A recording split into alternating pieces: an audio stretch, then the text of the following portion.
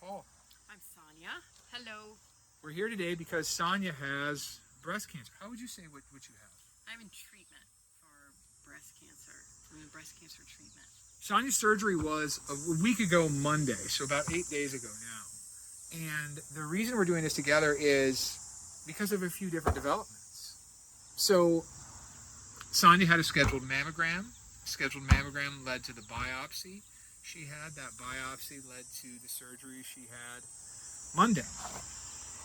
And so in the time from that scheduled mammogram to the surgery Monday, the both of us did a lot of research. And here's the story that I tell anybody to not put them like ill at ease is that, oh, everything was routine last Monday, which is true. It was. Very routine. Very routine.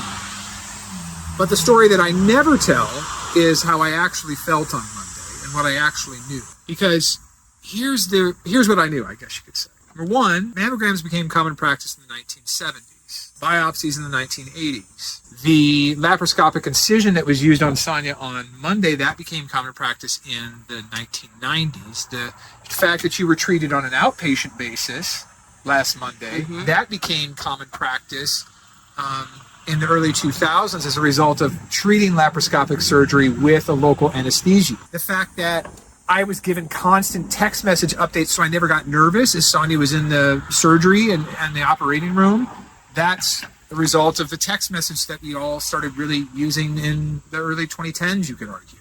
And also, who was your team? All women. Every doctor, every nurse back there. All ladies. Which was amazing. And made you comfortable. Extremely comfortable. So all this progress is why I feel so very grateful today and why I wanted to make this video with Sonya. Because had Sonya been born in the early 1970s, in fact, I was looking up like when did mammograms become common, maybe in like 1972, 1973. Had Sonya had a mammogram or just not had a mammogram in like 1971, she would have been her fine, healthy self for years, laughing, joyful. Look at how beautiful she is right now. Thank you. That's right. And then one day, she would have gotten sick, she would have gotten dizzy, she would have felt a giant lump in her breast. And then, who knows, like it would not have been good. There's a long history of things not going well from there. But instead, at the end of last week, what happened? We got the results back. Got the results, clear. They got clear it all. Margins, they got everything. With the biopsy.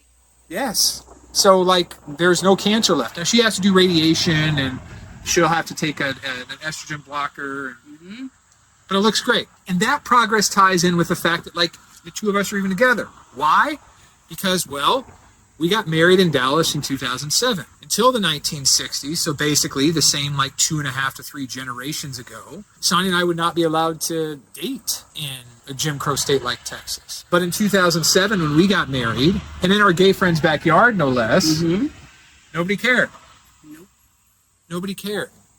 And that's progress. You know, I wrote my last book, You Have to Be Prepared to Die Before You Can Begin to Live, in part to sort of honor the ease of life that I have today. But really, it's to honor this idea of progress that popped up in there. In that book, there's this Reverend Fred Shuttlesworth. Shuttlesworth was the only Birmingham pastor in the Birmingham campaign. Like, he had endured a firebombing of his home. Like, a separate time, his wife was stabbed trying to enroll their daughters in an all-white high school. Another time, like, the Birmingham cops and the Klan, they beat him so badly, they literally rubbed the skin off his face. Like, local protesters would see, like, these scabs of skin just falling off his face.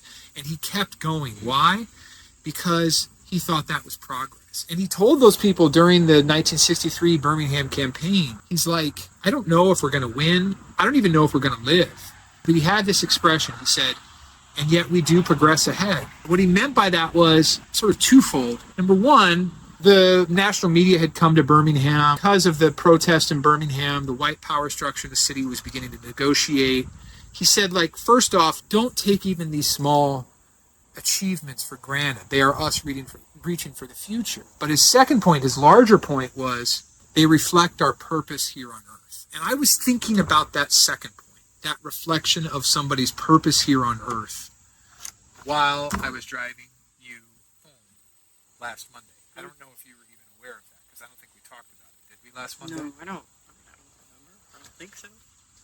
But that idea of purpose, Shuttlesworth talked about how we are each given a purpose in life. Every single person is called to give some sort of purpose. For me, my purpose is to write and to do this sort of stuff, to talk with you all. And that's fine, that's mine. But Shuttlesworth said, whatever your purpose is, you have to live it out. Because when you do, when you live it out across days, across months, across years, your purpose inevitably becomes everybody else's progress. Purpose sort of manifests itself outward and ends up influencing other lives. And I was thinking about that Monday because what Shuttlesworth talked about was how the point of life is really to see how your purpose gets to the point where its progress is standardized and then dismissed. That's what he wanted with the civil rights movement. And that's what we found Monday.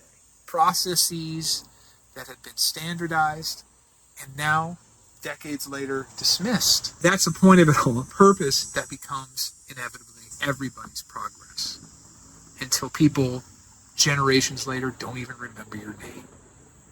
So thank you, right? Yeah, thank you.